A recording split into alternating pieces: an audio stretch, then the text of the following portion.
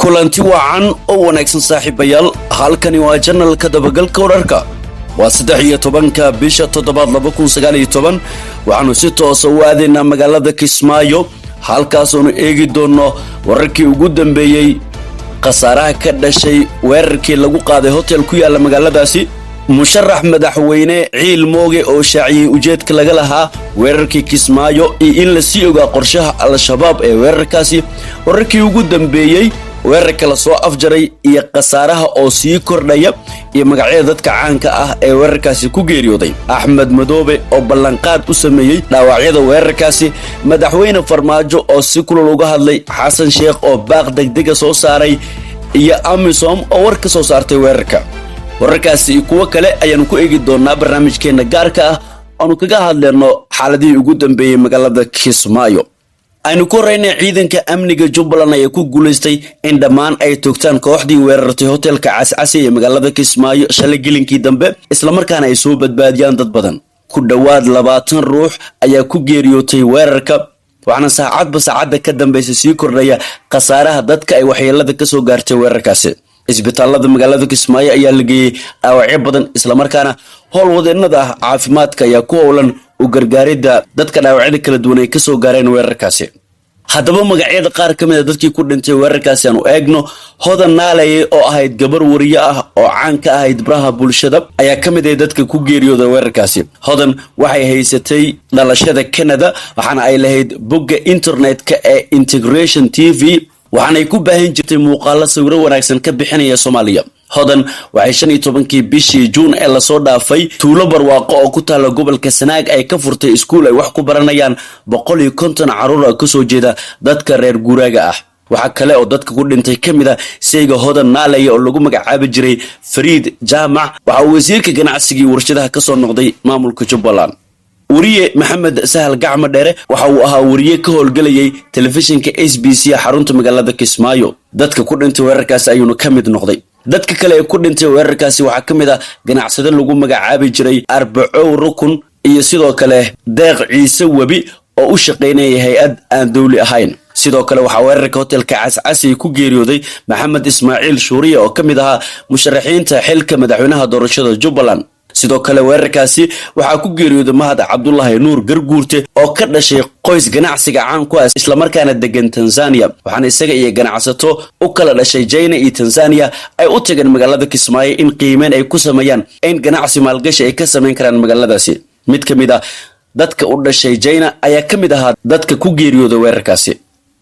sidoo kale dadka ku nafwaayay weerarkaasi waxa kamid ah nin magaciisa lagu sheegay ina cigaal shidaad oo Kismaayo u joogay arrimaha doorashooyinka odayaasha dhaqanka kamid ahaa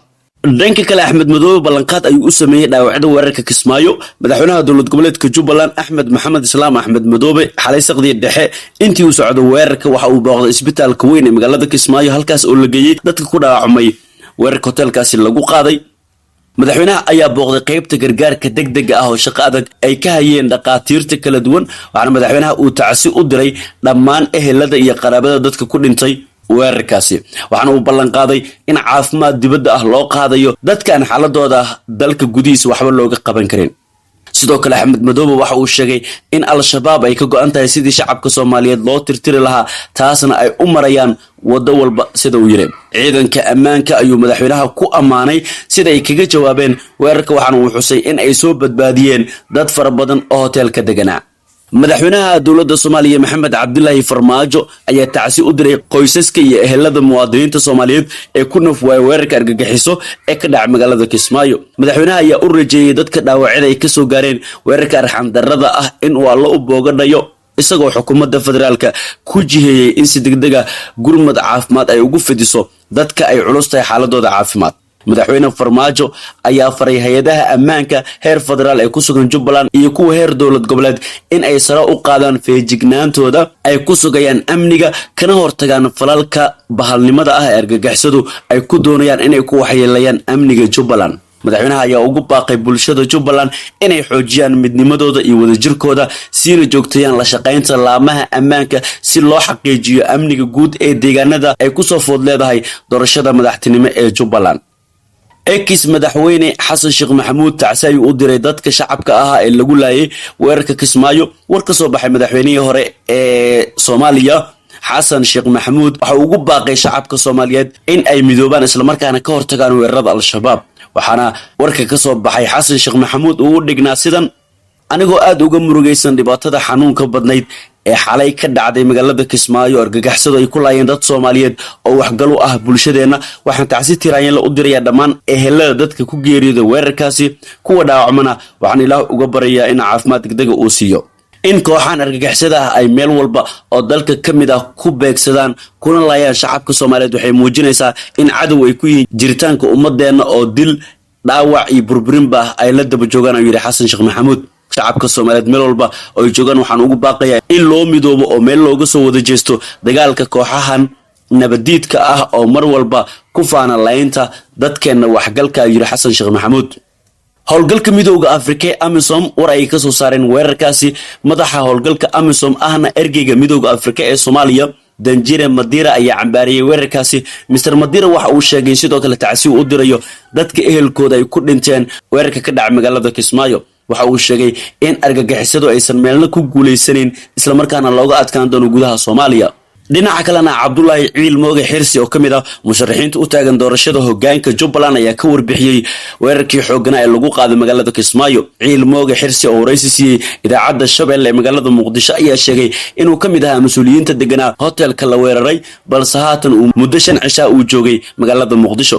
musharaxan ayaa carabka ku dhuftay in la filayo al-shabaab inay kordhiyaan weeraradooda si ay u carqaladeeyaan amniga doorashada Jubbaland. ujeedada laga lahaa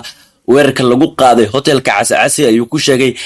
in la damacsanaa in lagu qalqalgeliyo ammaanka magaalada Kismaayo oo dhawaan martigelinaysa doorashada maamulkaasi. sidoo kale waxa uu tacsi u diray dhammaan eheladii ay dadkooda ku dhinteen weerarkaasi isagoo kuwa dhaawacmayna u rajeeyay caafimaad degdeg ah. waxa weeye waxaan u tacsiyanayaa dhammaan ummadda Soomaaliyeed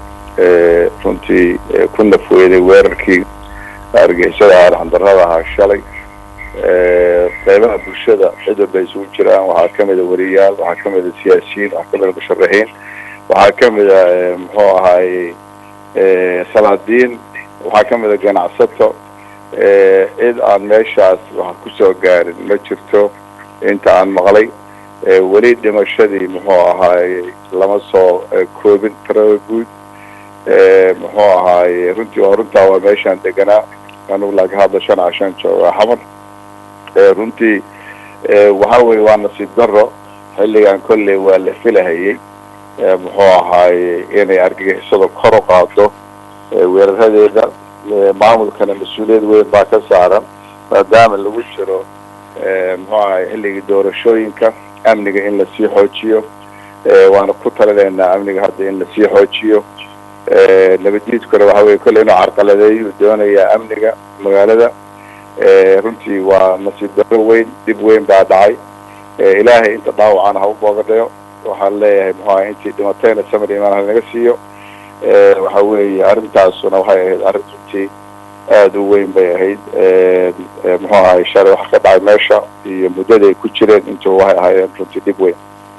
waayahay weerarkan waxaa sheegtay al-shabaab waxaana lagu soo aadiyay xilli olol doorashay ka socdeen magaalada Kismaayo. maxaa la gudboon ayaa is leedahay laamaha ammaanka ee dowladgoboleedka Jubbaland maadaama la filayo in dhawaan doorashadii la qabto qabanqaabo xoog leh ay ka socoto Kismaayo? waxaan u maleynayaa waxa weeye laamaha ammaanku iyo guud ahaan maamulku waxa weeye uu ku mashquulay doorashada iyo arrimaha musharaxiinta iyo muxuu ahay dad badan oo iyaguna diaspora oo meesha joogay. laamaha ammaanka waxaan leeyahay waa inay ammaanku uu noqdaa 24 saac 365 casho. ma aha maalin iyo saacadna inuu muxuu ahay meelka loo jeesto. amniguna waxa weeye waa waxa kaliya oo muxuu ahay dadku ay isku haleynayaan ama shacab ha noqdeen ama siyaasi ha noqdeen ama bulshada qaybadeeda kala duwan ha noqdeen. marka shaqada waa in ay noqotaa shaqo u qaybsan oo kala cad. ama amnigu muxuu ahay inay noqdaan shaqo kor loo qaado, lama amnigu shaqeeyaan, ogaadaan inuu culays kasii badanayo, qolaadana kasii badanayso mar walba loo sii dhawaado in doorasho loo dareero. marka waxaan ku bogaadinayaa maamulku in muxuu ahay hadda aan looga garaabi karin laamihiisa amniga oo kala duwan iyo madaxdiisa dhammaan wada joogta iyo wasiiradiisii oo wada jooga iyo taliyaasha ciidankiisa oo nina ka maqnayn in muxuu ahaaye ay iyadoo intaasoo checkpoint leh haddana maxay ahayd ay u suurta gasho nabadiidka inuu hoteelkii magaalada centerka u ahaa